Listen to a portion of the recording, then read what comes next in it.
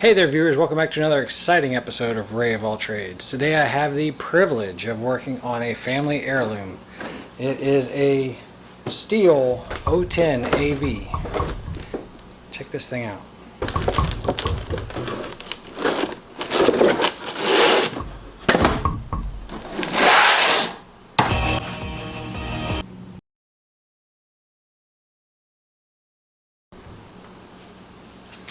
So I say privilege because this saw has been in the family for 3 generations. It has original stickers still on it, most of the original stickers. But you can just tell by the condition that this thing was well cared for. One of our local stores, Morton's Garage, Spotsylvania, Virginia. I believe it's called Morton's Motorcycle and Repair, I believe now. Anyhow, really cool. A Stihl 010 AV. Says it was first introduced in 1978. It's a 37cc saw. It's 9.9 pounds with a 12-inch bar. Centrifugal clutch, direct drive. It's supposed to run with 40-to-1 premix. The longest guide bar that this saw can take is a 16-inch. Made Stihl Andreas Maschinenfabrik, Stuttgart, Germany. So series or assembly number 1120. Awesome piece of history to see something like this still running and using your grandpa's saw to do actual work. That's actually pretty cool. At least I think it is. He entrusted me to see if I could get it running, check it over. The complaint with this saw is that it is really tough to start. He's had to pull it a whole bunch of times to get it to roll over, to get it to start. Let's see if we can duplicate the issue and go through the process of figuring out how to decide, is it a fuel, air, compression, spark issue. So choke is on. The start stop is in the run position, which is down. We're going to squeeze the throttle and push the throttle hold open button for starting.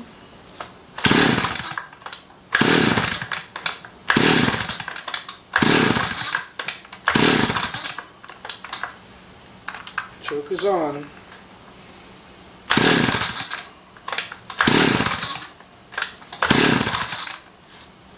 Okay. I was told that it had fuel in it. Let's just take a peek. Yep, it's got fuel in it.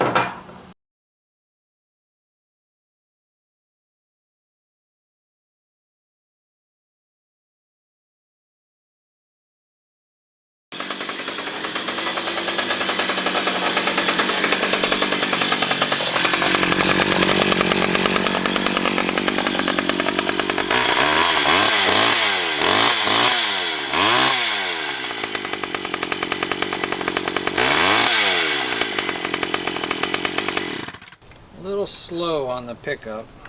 She actually started really well. So this style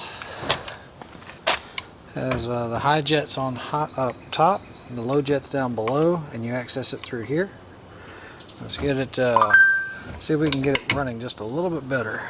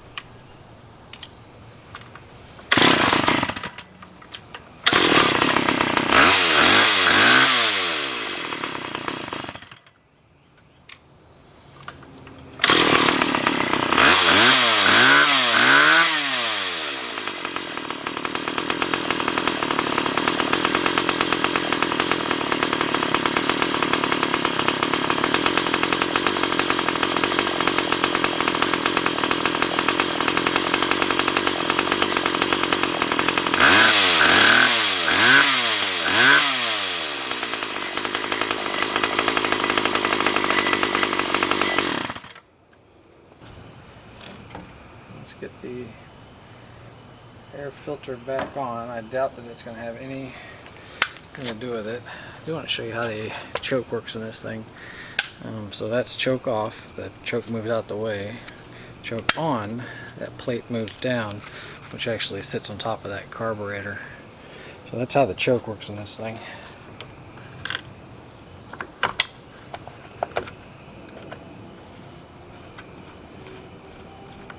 Cool piece of classic iron, at least in my world, chainsaw world. See how the restarts are. Not really seeing what the original complaint was about hard start, because it actually fired up for me pretty quick. I did fill it up with fuel though, so that is an indicator that maybe there's something wrong with that fuel line. If the fuel line is broken off or hanging out the way, it would need extra fuel to be able to get it to start. So we will check that. But as of right now, she's running pretty good. I had to fatten up the low jet just a little bit, turn up the idle a little bit, and the high jet might be a little bit high. I need to get an RPM tachometer and see what we're turning.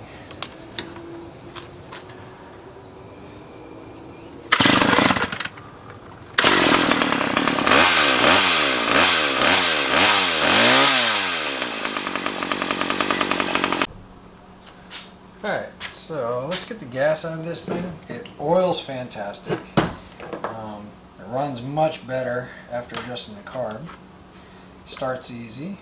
I would like to find out, without having to cut a whole bunch of firewood, if it's a issue with the fuel line.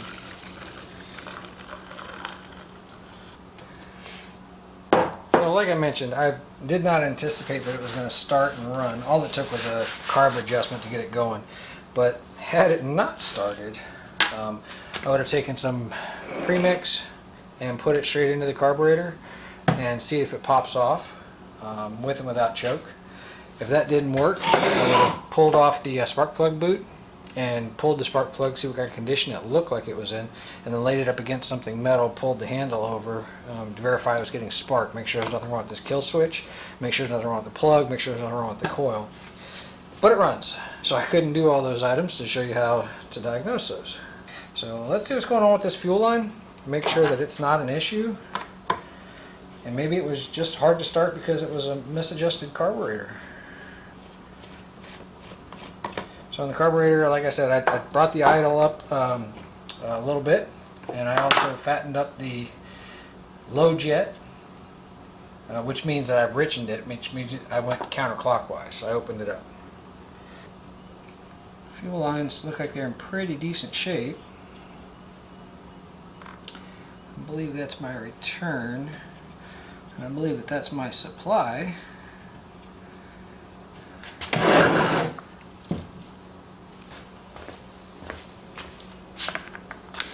Thank you, Rich, for the suggestion. Yep, they do work great.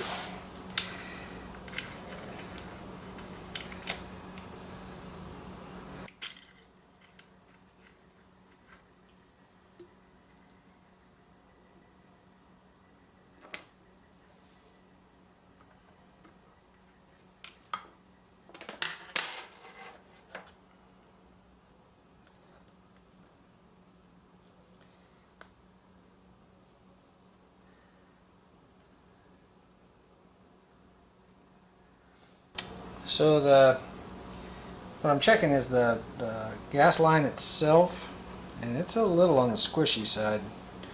Squishy is what I'm worried about. If it's pulling a vacuum and collapses, it could potentially stop fuel flow.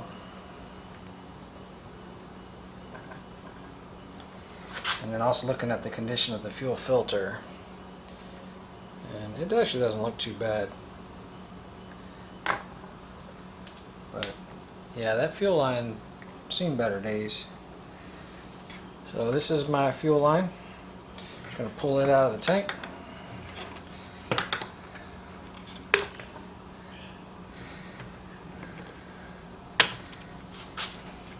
Alright. Like I said, this end is squishy. It And immediately, as soon as it comes to the outside elements, this end is very, very rigid. It feels like if I squished it too hard, it might crack. Let's find another fuel line, put it in there. The most important part on this is going to be outside diameter, because I need to be able to make sure that it seals up in this case. So give me a chance to look through my stash and see what I can come up with. I found a piece of Tygon fuel line. Seems to have the same outer diameter.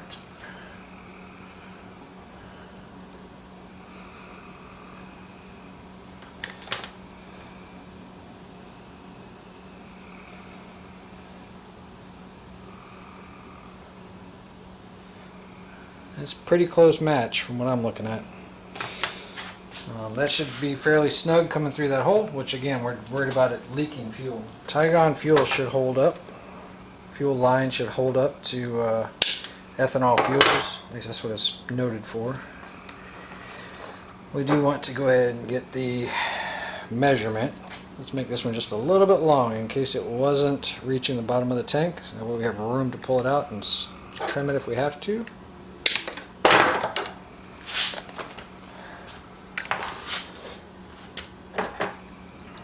Cut this end at an angle. It helps it start it into that tank. Then you can reach into the fuel tank, grab the line and pull it through if it's in there far enough.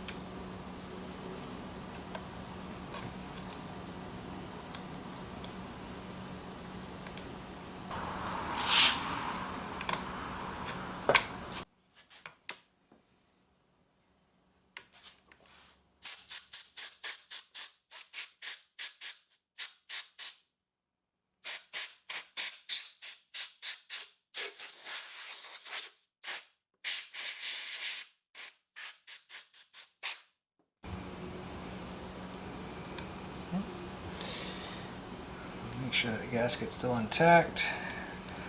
Route your fuel line behind. There's a throttle cable that routes up through, attaches to this throttle right here, and the cable comes out from underneath there. It's got an S hook in it and goes to a cable there.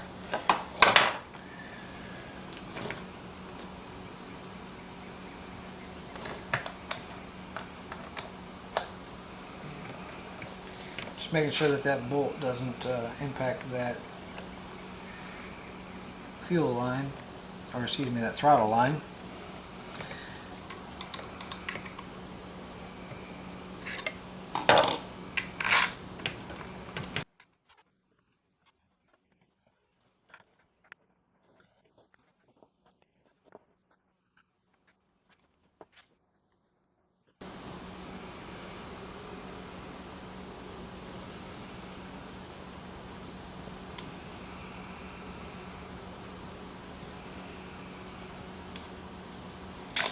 Make sure your throttle still works. Make sure your fuel lines are intact.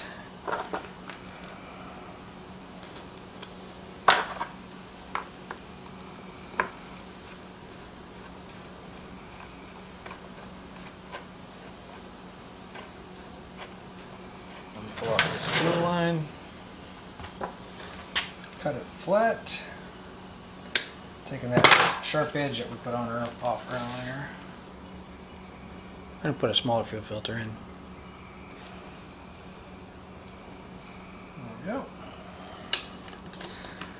Make sure it falls all the way down in there. The way this is shaped, it comes down about to there and goes across.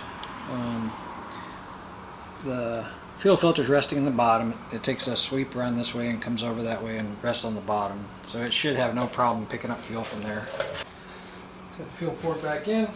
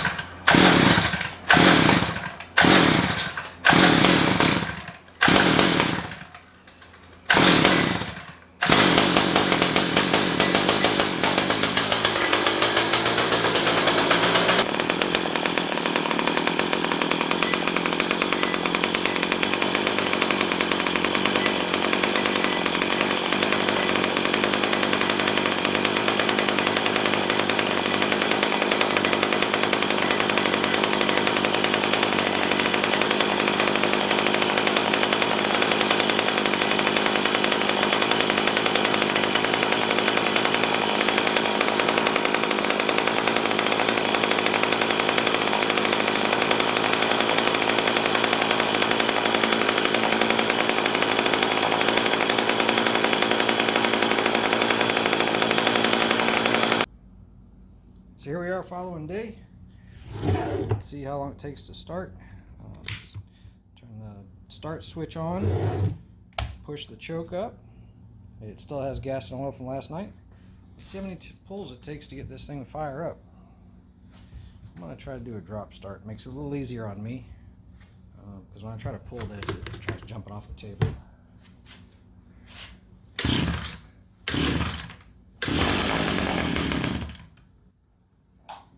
Choke off.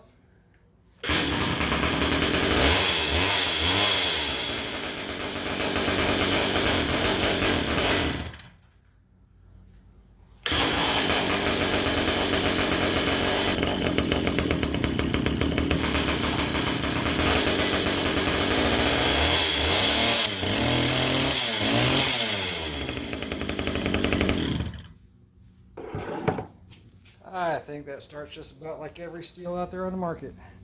And like I said, it's pretty cool being, I believe it's from the 70s. I can't be sure. Serial number starts in a 7889. So I don't know what that correlates to. It is a 7-digit serial number. But again, it was his granddad's saw, and he actually likes using it. And I'm actually excited for him. Hey guys, thanks for hanging out with me today. That was a lot of fun, just getting an older saw working, one that's not going to sit on a shelf like a lot of them do, and putting it back in the hands of somebody who's going to get a lot of enjoyment and a lot of sentimental value out of it. A lot of fun. If you guys enjoyed this video, smash that like button for me, subscribe to the channel, helps me tremendously, and tells me what kind of content you guys are after. Thanks for hanging out with me for the day.